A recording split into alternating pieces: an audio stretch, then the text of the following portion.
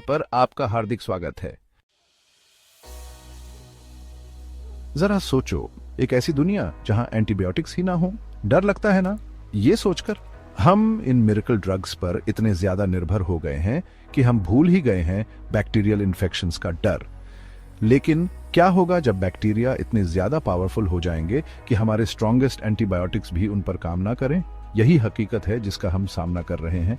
एक ऐसी दुनिया जहां एक छोटा सा घाव भी जानलेवा बन सकता है, लेकिन अब भी उम्मीद बाकी है।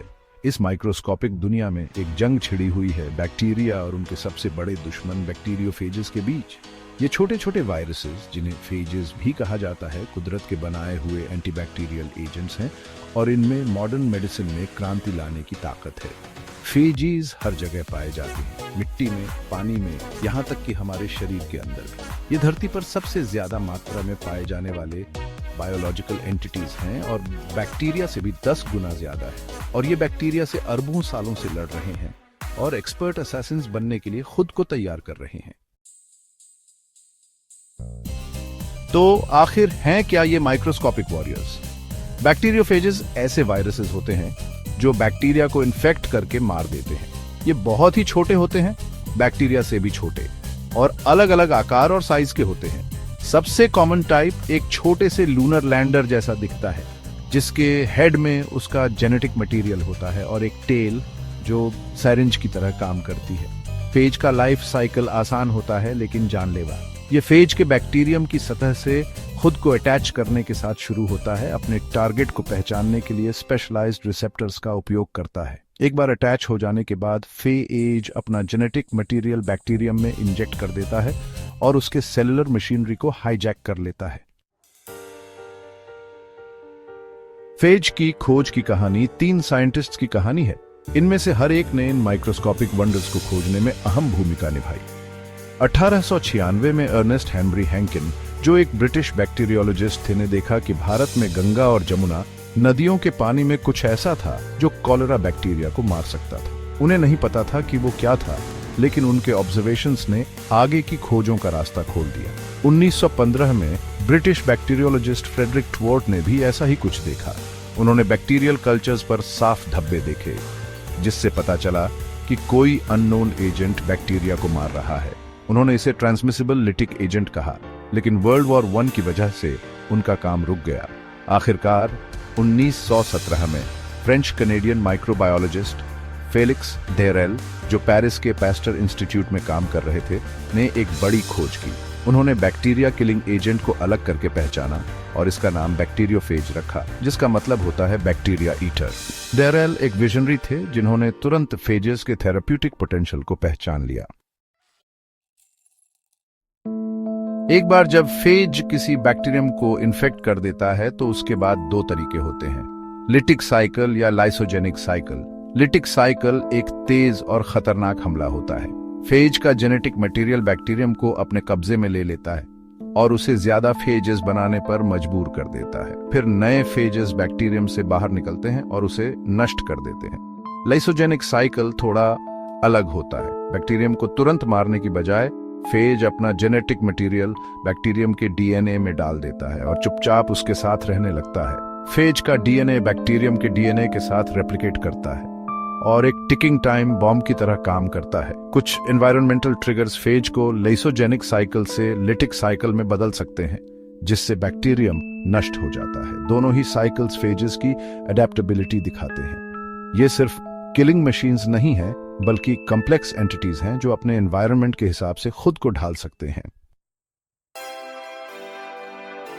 भाग 5, the antibiotic crisis can phages be the answer. 20वीं सदी में एंटीबायोटिक्स की खोज ने मेडिसिन में क्रांति ला दी, लेकिन इन मिरेकल ड्रग्स के ज्यादा इस्तेमाल और गलत इस्तेमाल से एक भयानक परिणाम हुआ है, एंटीबायोटिक रेजिस्टेंस। बैक्टीरिया, जो इजीली अडेप्ट करने वाले जीव होते हैं, उन्होंने हमारे एंटीबायोटिक ऑनस्लॉट से बचने के तरीके खोज लिए हैं।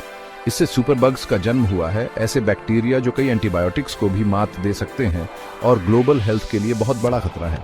अब बात करते हैं बैक्टीरियोफेजेस की, हमारे microscopic heroes. Phases antibiotic crisis का हल हो सकते हैं और इसके कई कारण हैं।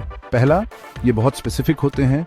ये सिर्फ स्पेसिफिक बैक्टीरिया को टारगेट करते हैं और बेनिफिशियल बैक्टीरिया को कोई नुकसान नहीं पहुंचाते। ये एंटीबायोटिक से बिल्कुल अलग होते हैं, जो अक्सर अच्छे और बुरे दोनों तरह के बैक्टीरिया को खत्म कर देते हैं, जिससे और कॉम्प्लिकेशंस होती हैं। दूसरा, फेजेस अपने बैक्टीरियल टारगेट्स के साथ इवॉल्व हो सकते हैं, जिससे बैक्टीरिया के लिए रेजिस्टेंस डेवलप करना मुश्किल हो जाता है।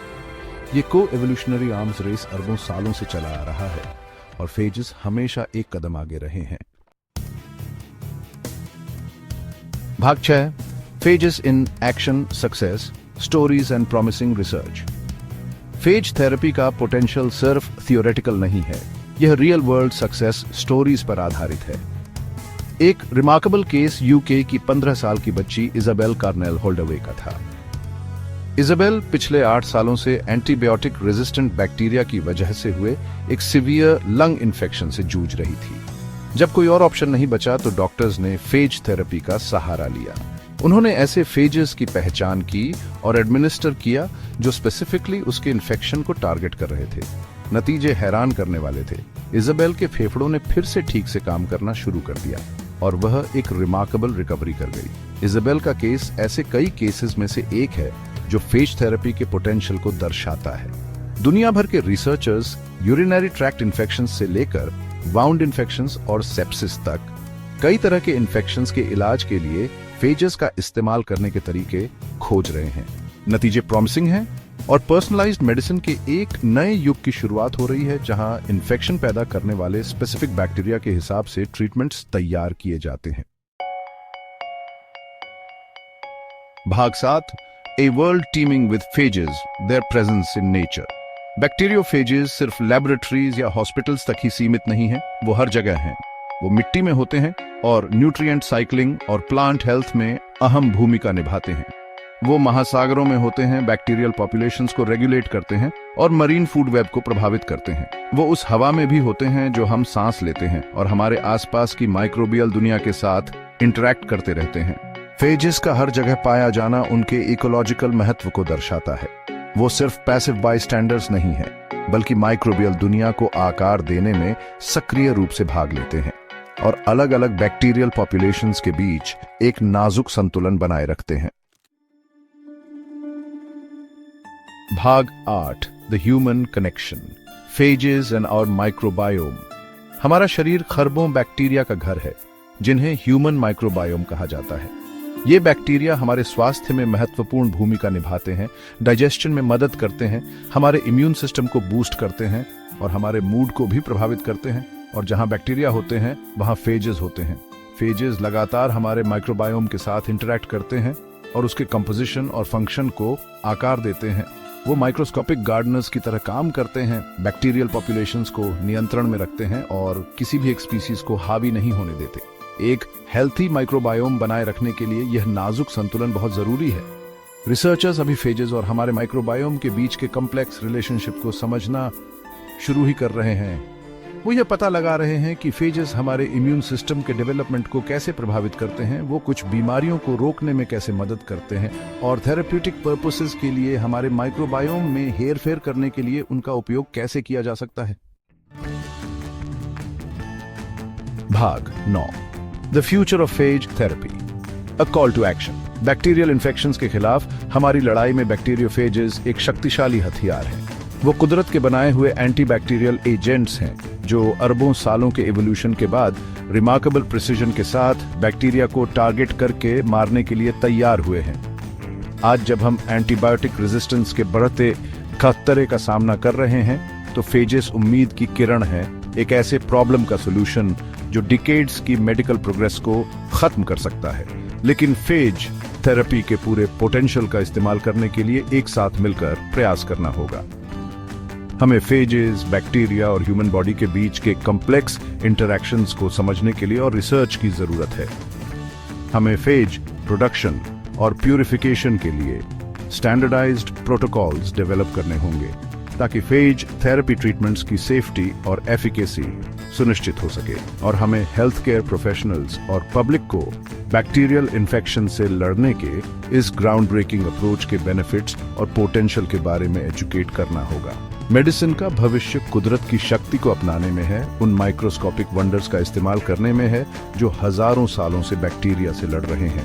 बैक्टीरियोफेजेस सिर्फ छोटे छोटे वायरसेस नहीं हैं, वो इन्फेक्शियस डिजीजेस के खिलाफ हमारी लड़ाई में पावरफुल एलाइज हैं। अब समय आ गया है कि हम उनके पूरे पोटेंशियल का इस्तेमाल करें और मेडिसिन के एक नए युग की शुरुआत करें, एक ऐसा युग जहां हम बैक्टीरियल इन्फेक्शंस के लगातार बढ़ते खतरे से लड़ने के लिए कुदरत के खिलाफ नहीं बल्कि उसके साथ मिलकर काम करें।